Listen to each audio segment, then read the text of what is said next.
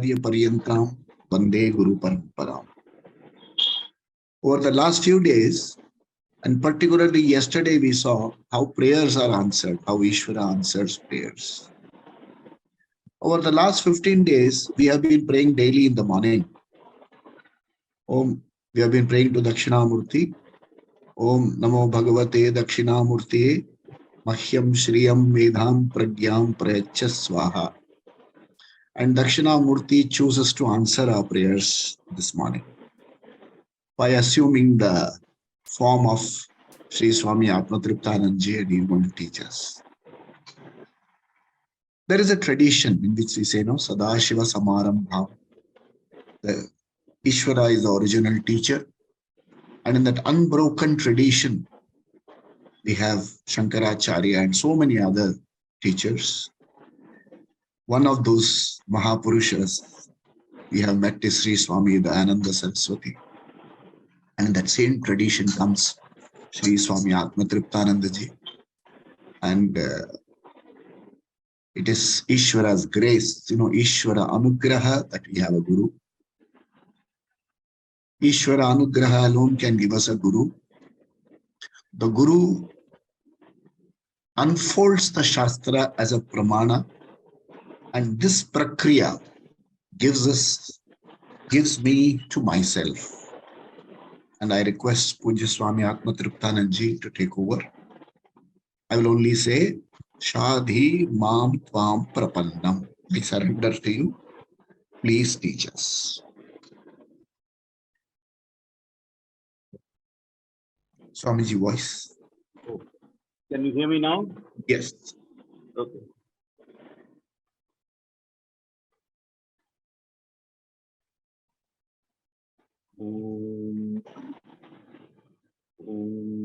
Om Vardharam Vishnum Sashivarnam Chaturbhujam Prasanna Dhayet Sarva Vighnopashantaye Ya Devi Stuhyate Nityam Vibhudhaihi Veda Paragaihi Same Vasatu Jitwagre Brahmarupa Saraswati Varnanamartha Sanghana Rasanam Chandasamapi Mangalanam Chatattaro Devani Vinayako Bhavani Shankaro Vande Shraddha Vishmasarupiణo Yabhyam Vinana Pashyanti Swantastamishwaram Vande Bodhamayan Nityam Gurum Shankara Rupinam Yamashrito Divakropi Chandra Sarvatra Vandyate Ishvaro Gurunatmeti Murti Veda Vibhagine Romavat Vyapta Dehaya Dakshinamurtaye Namaha.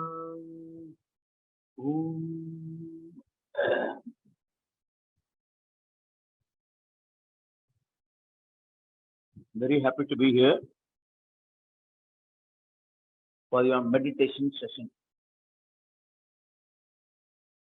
But today, I don't know whether we'll be able to meditate, but I'll give you material for meditation. So it will be something like a class situation. You can sit with your eyes wide open, relax, and just listen to what I have to say. Then since the recording is available, you can make notes later on also. I don't know. I suggest I leave that to you.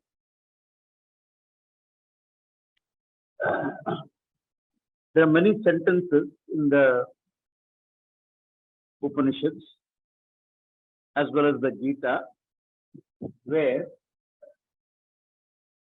and then also all the Prakarana Granthas, also the text called the Vedantic text.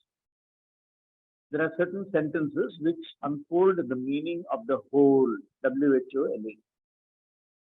The meaning of the whole, which includes you, or better understanding would be that the unfoldment is that you are the whole. So these are all sentences. They are all called Mahavakyas. Mahavakyas are many, not just 4 as believed by most people. Any sentence which unfolds the meaning of the whole is called a Mahavakya. Any sentence which releases you from the smallness centered on the self. That sentence should be understood as a Mahavakya. So we have many actually. Every Upanishad would have one. Most of the texts have Mahavakyas only. Gita has many. So therefore, it's not. So we have to correct our. If this understanding is there that there are only 4 Mahavakyas, we have to correct that. We have to. Sorry. We have to correct that idea. In the Gita, there is one very important sentence which the Lord says in chapter 13, the 13th chapter.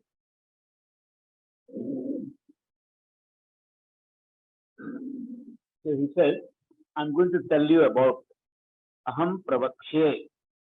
Pravakshe means I'm going to tell you.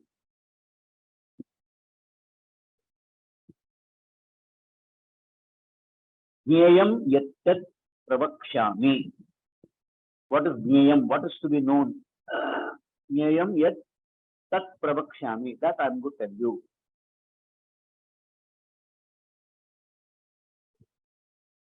Knowing which, yat jnatva, knowing which,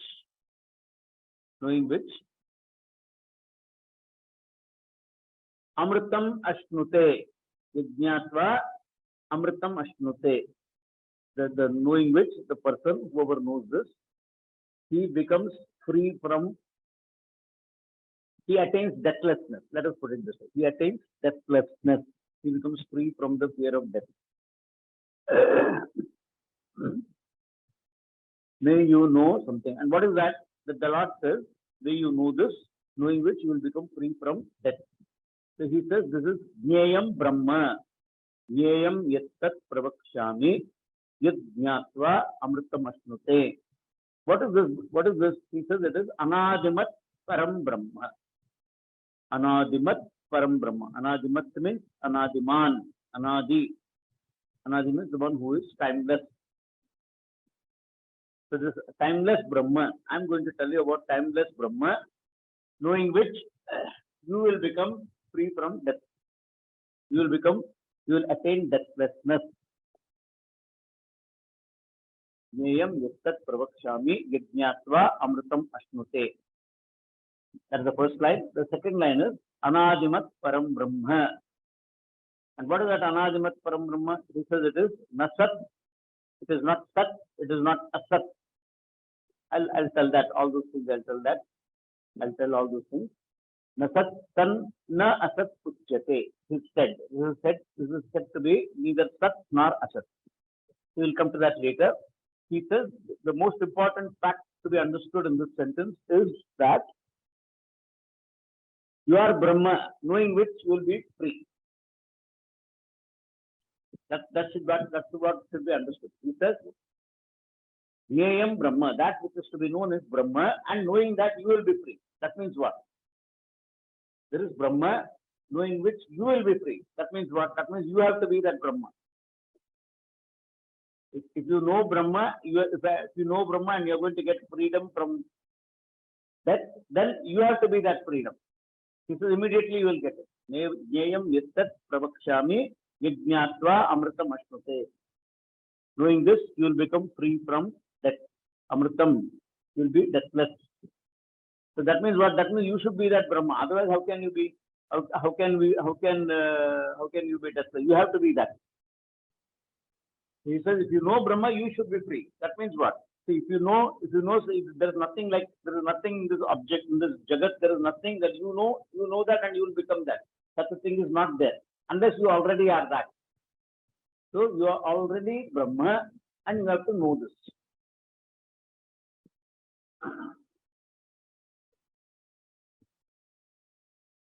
So I hope I have made myself clear that you are Brahma. The Lord straightaway tells this thing that knowing which you will be free means you must be that Brahma, because you are going to be free. And I am going to tell you about Brahma. If you know Brahma, you are going to be free. That means you should already be Brahma. Then the next question comes is, what is that Brahma? For that he says, Anadimat, Anadiman. Anadiman means that which doesn't have a beginning, that which doesn't have any end, which is always there. Okay, it is always there. Anadimat Param Brahma. Param Brahma, Param means limitless Brahma. Limitless Brahma is what you already are. He has made that statement. Anadimat Brahma. Then the next question will be, what is that Brahma? So he has to unfold that. He's telling this in the 13th chapter. It is not that the Lord has not spoken about Brahma. He has already spoken in many sentences earlier also. Another beautiful vakya he gives in the 10th chapter. He says, Arjuna asks, what are the glories of the Lord? He asks the Lord, what are your glories? Please tell me about your glories. The Lord begins by saying the first glory. What is the first glory? He says, I am Atma. Straight away he makes you free. You understand? He says, I am Atma means I am you. That's what he says. Straight away. Opening sentence is that. Aham Atma Budakesha Sarva Bhutashaya Sitaha. That's it. Sarva Bhutashaya means I am there in all the physical bodies. I am the I in all the physical bodies is what I am. I am the Atma. He says there. So the same thing now he is continuing here. He's saying that if you know Brahma, you will be free. That means what? You must be that Brahma. What is Brahma? For that he says, Anadimat. Anadimat means no beginning, no end. It is timeless. It is eternal. Eternal means timeless. We have to understand. We have to reshuffle our thinking, because we have been given so many meanings of these words, like eternal. Eternal means we think it's for a long time. I've been waiting for you eternally at the bus stop and all that we say. So like that, we use these words, and so therefore we need to understand what really eternal is. Eternal means timeless. Okay, timeless. I hope I'll be able to get more sessions with you all later on, because all these subjects, I mean, of course, we have Mohan ji with you, so we will also keep unfolding all this. This is something to be understood. While you are here, you have to understand that. This is the prime purpose of life. The prime purpose of life. In the Upanishad, in one of the Upanishads, it says, Ihached Avedit. If you know this here, Iha means Yahan par, here, in this Jagat. While you are in this Jagat, if you know it, Ihached Avedit, Avedit, Atha Satyam Asti. You have made it in life. So I'm just giving you a free translation of that. Ahatam Atha Satyam Asti. That means you have made your life. And Nached Iha Vedit. If you don't know that, if you don't know this while you are living here, if you don't know this, then Mahati Vinashti. Mahati Vinashti means your loss is infinite. Why? Because you lose the infinite. If you know it, you get the infinite. If you don't know it, then you lose the infinite straight away. That is what this Anatimat Param Brahma is, beginningless. And what is it? He says it is not Sat and not Asat. So these are very important words. So not Sat means what? Not Sat means should be understood here as there are many meanings of the word Sat. Sat is the truth, which is timeless. Sat is also existence. Existence. So existence we generally understand in the form of an object. Yeah, we don't understand unless we have exposure to this teaching. We don't understand existence in its abstract sense. In its abstract sense, we don't understand this word unless we are exposed to this teaching. So I believe all of you have enough exposure, so I don't have to dwell upon too much on this right now at least. Some other occasion will come, maybe when we can think about all this. I can have a session with all of you again. I do not know. So this is how it is. Asat means existence. And Sat is usually considered of as an object. This is here is an object with me, and this we conceive as It's an existent thing, Sat. So Brahma is what Brahma is. It is not Sat. Na Sat, ta Sat, Anadimat Param Brahma, na Sat. It is not Sat. It is not an object. It is not an object. That's what he wants to say. Brahma is not an object. There are so many objects in the world, but this is not an object. Na Sat, Tan, Na Asat. And it is not non-existential also. He says it is not an object and it is also not non-existential. Okay? Let these words sink in your mind. May these words sink in your mind. It is not an object and it is not non-existential. What does that mean? It means that it is not an object, means it is not any of the known objects. There's so many objects are there in the world. Many of the objects are known to you. Many of them are not known to you. So anything which is not known can get known later. You can know it later. You have the potential to know it later. So every object will become known. Every object will become known.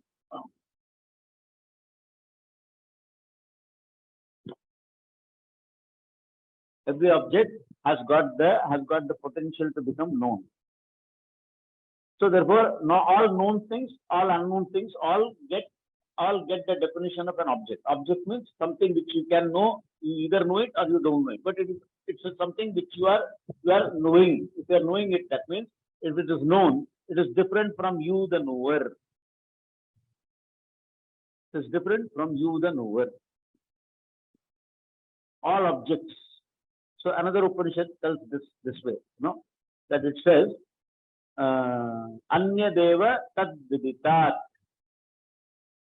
That vastu, that truth which is going to be unfolded, that truth is different from all known objects. Anya Deva Tad Viditat.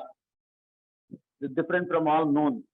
And it's also different from all unknown. Atho Aviditat Adi. So Aviditat Adi means it also knows. It also there's something coming on, something keeps popping up, it distracts me. Anyway, it doesn't matter. It's my problem. So there are only two things, either known or unknown. And both of them, this is what this vastu which is going to be unfolded is not any object. So if it is not object, then what is it? Here also, in Anadimat Param Brahma, this particular Vakya which we are taking up for discussion now, here also it tells that it is not an object, no Sat. And it is not non-existential. It is no Sat means it negates all the objects. Brahma is that which is not an object. Brahma is not an object. And it's also not non-existent. It is existent. And knowing which you will be free.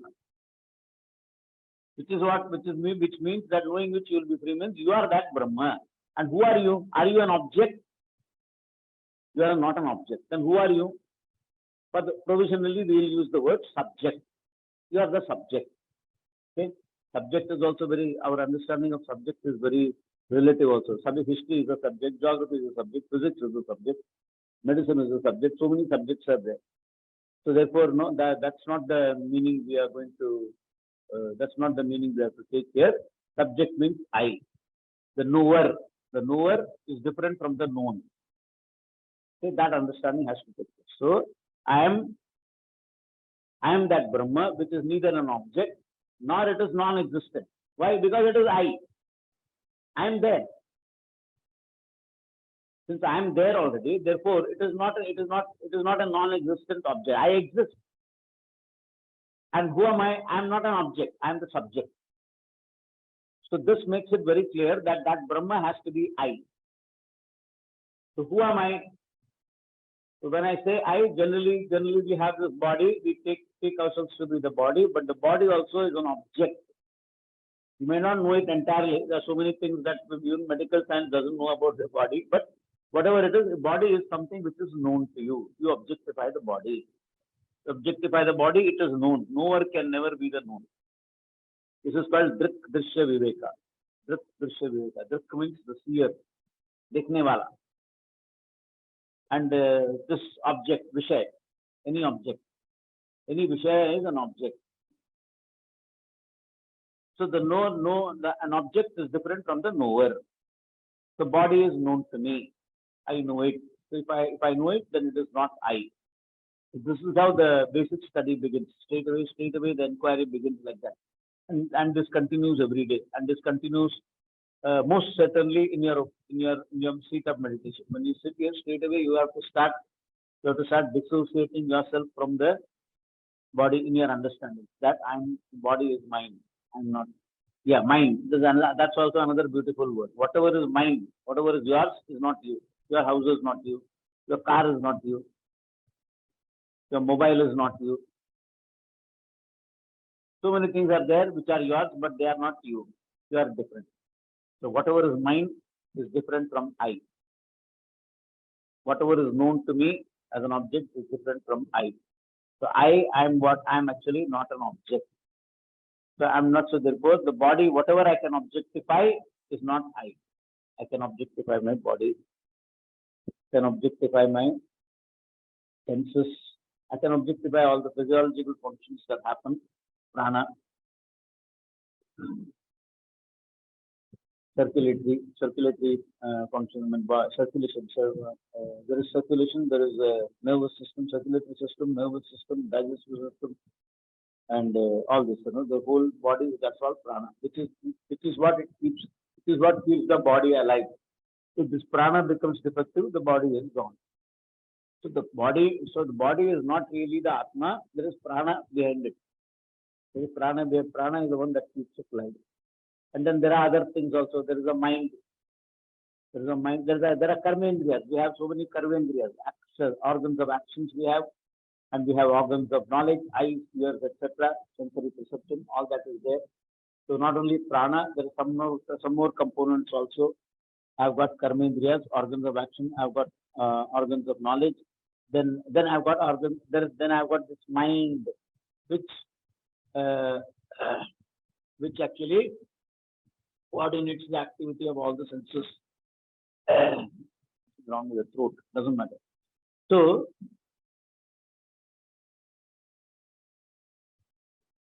this mind is something which coordinates my all sensory. Let us call it antakarana. Antakarana means inner instrument, which has got not only the mind, it has got other aspects of it. It has got something called the intellect. Then we've got something called smriti, memories. Then there is also the I sense, ahankara. I sense. Ahankara that also got a bigger content or connotation. So it's not going to ego and all that now. What I'm saying is that there is this sense of I, sense of individuality. Let's understand this ahankara as a sense of individuality. That is also there. But you also know that you have this sense of individuality. So therefore, the sense of individuality is something known to you. You can't be that. Your intellect, all the knowledge that is stored in your intellect, all your capacity to know, all your capacity to make decisions, this is all known to you. The capacity is known. The intellect makes all the decisions based on the knowledge that you have. That is also known to you. Your mind, of course, is known to you. Mind is something which presents so many options to you. Options. And then you have to choose. Let me have this option. So options are called vikalpa. Options are called vikalpa. And the choice of options, I mean the option which you want to execute, that is called your sankalpa. So sankalpa atmikam vikalpa. Sankalpa vikalpa is the nature of the mind, is the work of the mind, sankalpa and vikalpa. So you know that you are making all the sankalpa with the mind. So mind is known to you. Intellect, of course, is known to you because you know all the knowledge, whatever you are, whether you are a lawyer or a chartered accountant or an engineer or whatever, you know all that. Then you know all your memories. Then you know the sense of individuality. All these things are not there. Then there is one more thing, ignorance. All of us have ignorance of something. That ignorance of something is also known to us. So ignorance of French or ignorance of German is known to me. I have ignorance of French, I have ignorance of German. It's known to me. So ignorance also is known to me. So who am I? That I is the one who knows ignorance, the one who knows all the knowledge that I have, all the memories that I have. I know my buddhi, intellect. I know my manas. I know my body. I know my prana. I know all the objects. When I know all the objects, there is no confusion about other objects, outside objects. When I know, there is no confusion. I don't get confused that I am that object. I don't get that. That confusion is not there. But when it comes to the body, I think that I am the body. So therefore, we undertake this inquiry and understand that I am of the nature of consciousness. I am conscious of my will. I am conscious of my intellect, conscious of the mind, conscious of the body, conscious of the prana, conscious of all the faculties that I have. So I am this consciousness. So consciousness is what? Consciousness is, it is not an object. It is not an object. It is avishaya. It is not vishaya. Everything else is vishaya. This I is avishaya, not vishaya. You have objects everywhere, but between two objects, there is space. Between two objects, there is space. There is one object here, one object here, one object there and all, but each may. In the middle, there is what? It's not, there is no object there, but still space is there. And so therefore, you cannot say that in the middle there is objectless space. That you cannot say.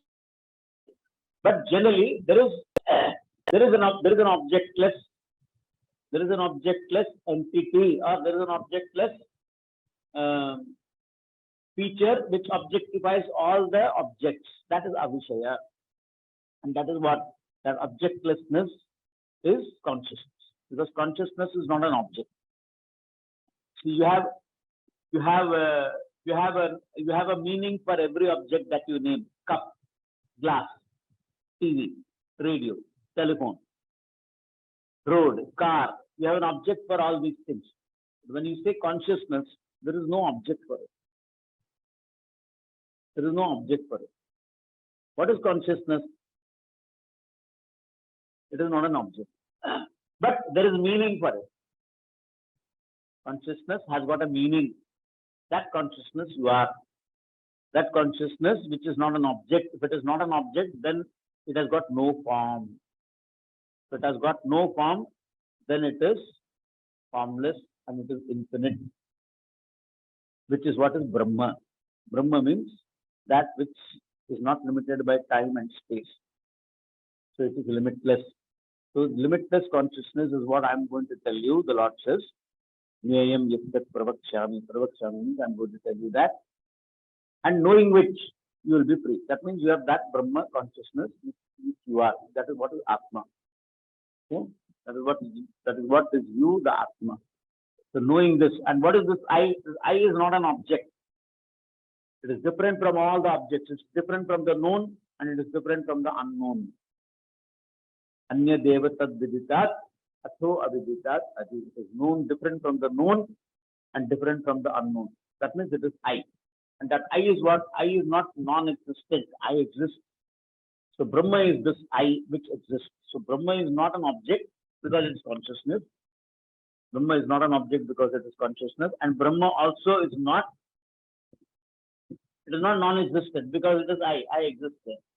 So therefore, it's simply when it's unfolded and when it's understood, your understanding is clear, crystal clear, that Brahma is this I. And he has already substantiated this earlier also, where the Lord says there in the 10th chapter, Aham Atma Gudati. I am the Atma. That Atma is what he is. So when he says, I am that Atma, then he also bridges all the distance between you and me. There is no distance now. So that is the teaching.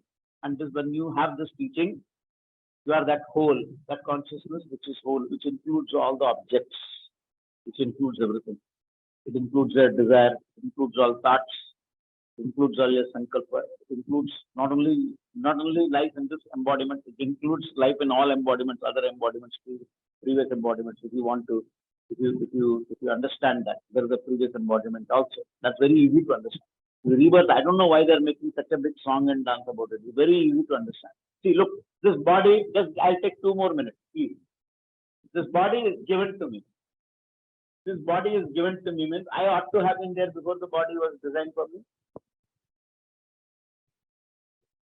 It's very simple. Body is given to me. If it is given, I should have been there before. If I should have been there before means I was there in some other form earlier. That also might have been a body. That body also was given, and that body went away. That means what? That means I was done, and before that I had another body. So that body, it was born. It was born. When it was born, I was there, and when the body was given up, that time also I was there. That means I survived that. I survived that body, and I am now in another body, and then later on in another body, like that. You are always a survivor. In fact, there is no death for this I, Atma. So this is something that has to be known. And this body, another, before I have this body, then I must have, and then before this I must have been there, obviously. So there is no question this question should not come at all. If you have this logic is clear. The logic is clear that this body, if it is given, body is given to me. I discover myself in this body. Parents are given, body is given, home is given. A lot of facilities are given, faculties are given. So I find myself with all this. ये सब दिया हुआ है, it's all given. I'm sorry, I'm using some Hindi words now. Suddenly, I hope it's permissible. Or I have to use some Tamil word or whatever. That's what it is. To make you at home. So that means I should have been there before. If I'm there, it can be given. So I should have been there all the time. That also proves that. So this is, and what is that I? That I is consciousness, which is not a subject, which is not an object. It is not an object. And which is what? Which is of the nature of existence. So Brahma is I existence. This is what the Lord unfolds. And so if he unfolds this, then he is unfolding to you the meaning of the whole, W-H-O-L-E, whole. Okay? So this material that I have given you, or the teaching that I have unfolded to you, although I'm not totally satisfied that I've unfolded it well because of various restrictions, time restrictions and all that, but still you have this idea, and this idea should give you enough material for meditation. So our meditation class was slightly different today. Okay? So I'll conclude with a prayer. Is it okay to conclude, Mohan? Okay. Om Purnamada Purnamidam Purnat Purnamudachyate Purnasya Purnamadaya Purnamevavashishyate. Om Shanti Shanti Shanti. Om Shri Gurubhyo Namaha. Harihi Om. Swamiji, there's still time. If there is some point you want to elaborate, fine, absolutely no problem. Well, I thought that we should conclude by 30 minutes. That's what I thought. I've taken about 15 minutes more.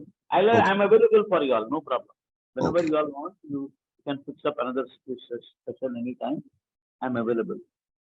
And I'm available on Wednesdays. Saturday mornings I'm available. Friday also I'm available. Sunday it's not Sunday is too busy a day for me. So just in case people, if anybody doesn't know, I live in Calcutta, and you can have my details from Mohanji. We'll give you my email if you want. Atmatriptanda Swami. There is no H anywhere. ATH. I don't write Atma like that. I don't write that Tamil wala spelling. Atmatriptanda Swami. You write T without any sign below it. Suppose if you write a dot below the T, then it's Atma. AT. So that also I don't write. So only T means it is not T, it is not T, it is T. It is not T. So therefore I don't write that H. Atmatriptanda Swami, SWAMI @gmail.com. Atmatriptanda Swami @gmail.com. I live here in Calcutta. The other details we'll get from Mohan or we'll get from me later when you contact. Thank you so much. Thank you for listening to me. Om Namah Shivaya. And if people have any questions, can they ask now or what do you feel? Yeah, if you want, yeah, you can ask any question. I'm available. Yeah. So if people want to ask anything or floor is open. Swamiji, what we do is we meet every morning and we first do a small meditation on silence. We just silently observe the breathing for some time. And then we chant silently Om Nama, this Mahyam Shriyam Vedham Pragyam Prayacha Swaha. And then we do Manasa Puja, Shiva Manasa Puja. This takes about 15 minutes or a little longer. And thereafter, what we do is we pick up one of these Mahavakyas or we pick up some teaching from Swamiji's and then we read through that and contemplate on that for a while. And by about 7:05, about 35 minutes.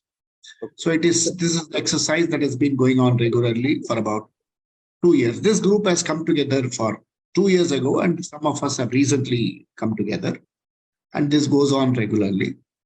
And some of us from this group also meet on Fridays for the Gita Satsang, in which we are doing chapter 6. And we hope to conclude chapter 6 shortly.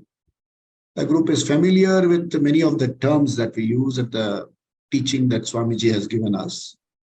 But yes, primarily, it is like there are challenges on a daily basis. We all face challenges. All of us being preoccupied with so many other things, the challenges are there. One of the biggest, I would call it a problem, an issue which we would all like to handle is how to relate to it even more personally. Fine, everything. How to relate to the whole thing. Aham Atma, fine. But once in Swami Paramarthananda said, from mall to mall I go and I get mauled. So when I get mauled, how do I relate? Raman sir wants to ask a question. KGY Raman. Ramanji, you can unmute and ask. Yes, it is. It's more a request than a question. I request Swamiji to give us some guidance about.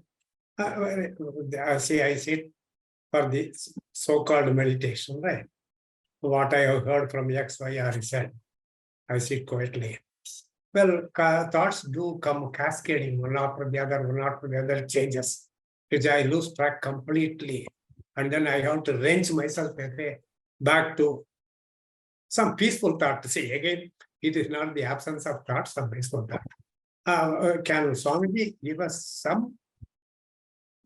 some clarity on, is there anything conscious act by the individual to reduce this crowd of thoughts that come when we sit for a meditation? Thoughts will keep coming because our mind is designed to think. That's the function of the mind. So thoughts can come and can go. You have to learn to be apart from the thoughts. You have to dissociate yourself from the thoughts, let the thoughts come and go. Actually, thoughts are there in the mind. Mind is supposed to think. Mind is nothing but a flow of thoughts only. All the time it will keep on thinking something until we go to sleep. When you go to sleep, the mind becomes tired and it goes in laya. So then again it gets up. When you do meditation, you try to make it go to layam again. Not go to sleep exactly, but what you do is that you channelize your thinking in such a way that you edge out all other thoughts, unnecessary thoughts we edge out. That's what we do here in meditation. When we do practice of this meditation, then later on you assimilate the teaching. When the teaching of Atma, teaching of the Brahma, Vedantic teaching, you assimilate that. When you assimilate that, then what you do is you think only about the teaching. That is called Nididhyasana, contemplation. Where what we do is we analyze the meaning of a particular sentence. So Anadimat Param Brahma. Anadimat means it doesn't have any beginning, it doesn't have an end. That means it is not subject to destruction. It is always there. That Brahma is what I am. So they straight away, and then the Lord says that Amritam Ashnute, you become free from death. You attain deathlessness. which is something very good for all of us. So therefore, that's what actually we want to be. And then we don't want to be associated with suffering and all that. So if I'm whole, if I'm the whole, that means whatever I see or objectify in terms of suffering or experience, all those experiences, they come and they go, they come and they go, they come and they go. Before they come, I'm there. While they are there, I'm there. And after they go, I'm still there. That means I outlive all those things. I outlive all those experiences, pleasant or unpleasant or whatever it is. So who is more true? I'm more true. I'm the truth. So that and that we have to dwell upon this. The more you listen, the more you become clear. That is why Shastra Shravanam, Mananam and Nidija, these things are to be done all the time. It tells that in the Upanishad also. It says, Atma Vare, Shrotavyaha, Mantavyaha, Nididhyartitavyaha. May you meditate upon, may you contemplate upon. So if you contemplate means what, then you should know something. So therefore, first what we do a lot of listening. Then we know something, then we try to contemplate on that. So this is what is whole life. Let thoughts come and go. Don't worry about those thoughts. Let them come, let them go. You are not the thoughts. You are the one who objectifies all the thoughts. So I hope does that answer your question, sir? Yeah. Okay. To a certain degree, yes, I have to put it to practice. So, yeah, we have to do that. You are not putting the Atma into practice. You are always there. Yeah, no when you are down there. But other things if you want, you can put it into practice or not put it into practice. Better is not to put anything into practice. So you are no, still, is it not a process of training the mind to be at least free of thoughts or something like that? There's a controller that is working. If I am Brahma, then I don't seek anything, right? But even that, the Brahma that I am is taken by me as an idea. I'm only telling about Brahma and all that because we talked about that just now. Otherwise, I would have just said, tell some mantra and observe your mind doing the chanting of the mantra, and that's all. Other thoughts are all weeded out. Because only you are there and the mantra thought is there. You are there and the mantra thought is there. And then between one chant and another chant, there is silence. And that silence is you. That is your essential nature. Remember one thing, silence is not heard. Silence is not heard by us. Nobody can hear silence. Your ears are not designed to pick up silence. Your ears are designed only to pick up noise. So, but silence, you know why you know silence? Because you already are that silence. That is why you know silence. You already are silence. That's why you know silence. If people say something, there's a pin drop silence. I was hearing that pin drop silence. But that is not correct way of putting it. Silence is, how can you hear silence? Silence is the absence of sound. That is how we understand it. Silence is the absence of sound. Yeah, whatever it is, what I'm saying is that we understand is okay, but when people they say that I hear silence, you can hear the silence. Of course, you cannot. Ears are not the instrument. And you know silence only because you are already silent. Your essential nature is that of silence. So we'll talk about that some other time also. No problem. Thank you. All right, namaskaram. Oh.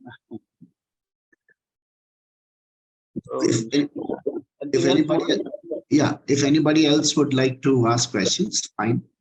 Otherwise, we are immensely grateful to Swamiji for sparing time us, and it's also wonderful that you have offered to be available to us whenever. Yeah, always available. You're available. Tell Bole Shankar and I'll reply to your call. That's how I talk to Swamiji. When I say Bole Shankar, Swamiji will immediately call me and talk to me. And it is like we have seen in our satsang. It is something like we have to have a systematic study over a period of time. Sporadic study doesn't really give us that ownership. It has to be the prime commitment. It has to be sthiti for us.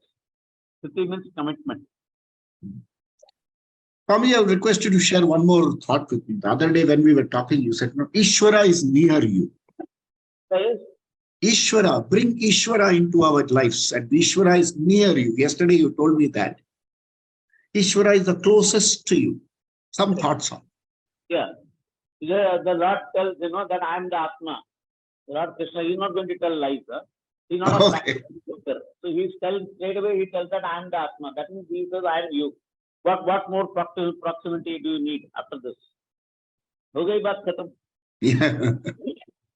He says that Right. I am the body is the kshetra. This body is the field. And the one who knows the body, that is you, you and I. This you and I is called kshetrajna. Kshetrajna, the one who knows the kshetra. Kshetran janati is kshetrajna. That kshetrajna, he says, in all the bodies is I. The kshetrajna in all the bodies is I. There also he says that. Kshetrajnam chapimam vidhi sarva kshetreshu bharata. 13th chapter, 2nd verse. This is all the distance. There is no distance. You're not away from him. Yeah. So this we have to keep on thinking that, we have to assimilate this thinking. Once you assimilate, it becomes yours. He's not far away. You don't have to go to Tirupati and Badrinath and Kedarnath and all that. Kedarnath, you just see straight away you invoke him here. When actually, when his kripa is there, you get this vision. And actually, this kripa is already called in Kathopanishad. This kripa is referred to as Atma Kripa. So Bhagavan is not very far away. To give me his kripa is not very far away. It's straight away available there. This assimilation, if it is there, then prayer becomes very easy. Then of course we have to learn to take things in our stride. Whatever things that happen about which we don't have control, we have to learn to take things in our stride. So you can one day I'll talk to them about prayer, maybe. Yes, Swami. May all this physical body mind complex was given to me for a purpose. So may that purpose be accomplished. May it be used for that purpose. May the body be used for the purpose. May it not be abused. May it not be misused. May it not be put to disuse. Disuse means suicide karna and all that. May not be. And may this Karikram Sangata from physical body mind complex be used for this thing. That means straight away he will take you to the vision. I don't know what the purpose of life is, but may the purpose of life be revealed to me. You can tell. But now you don't have that problem because you already know what the purpose is. Having exposure to the subject matter in this classes, you know what really is the thing to be known. There also the Lord says in that Upanishad, that sentence which I told you, Anya Deva Tad Viditat Atho Aviditat Adi. So he says this is different from the known and different from the unknown. So that means it is I. Then another sentence, that same Upanishad, this is from Keno Upanishad. Another sentence says that if you know this, you have got the infinite. And if you don't this, your loss is infinite. So that means this is the prime purpose of life. What else can it be? There is no other purpose. Other purpose, all the other purposes which you fulfill in life, they all lead you to this. They all subserve. They subserve you to have this vision. So that is what if life is looked at like that, then life is very meaningful, highly meaningful.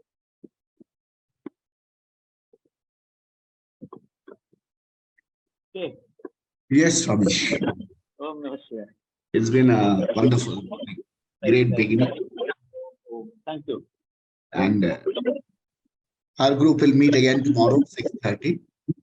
And thank you, Swamiji. Oh. Right. Thank you. Thank you all.